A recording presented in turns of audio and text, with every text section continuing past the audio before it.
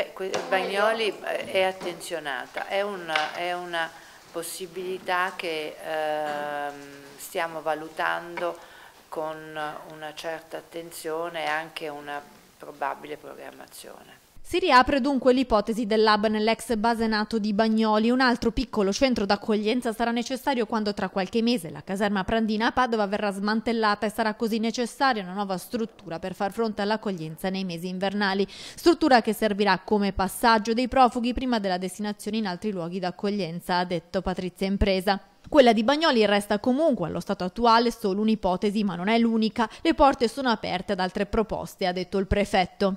Non nascondo che ho una grande speranza nel nuovo vescovo, al quale ovviamente porrò immediatamente il problema dei profughi.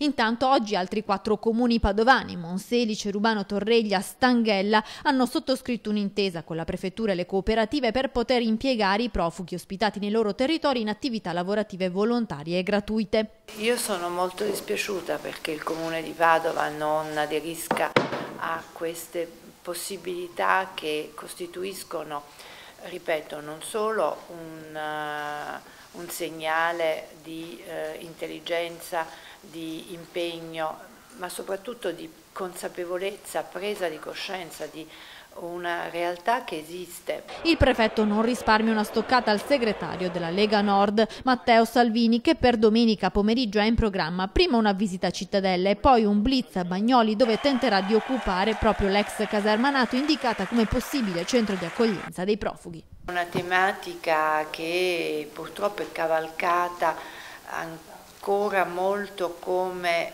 propagandistica. È un tema di campagna elettorale, è un tema di raccolta di consenso.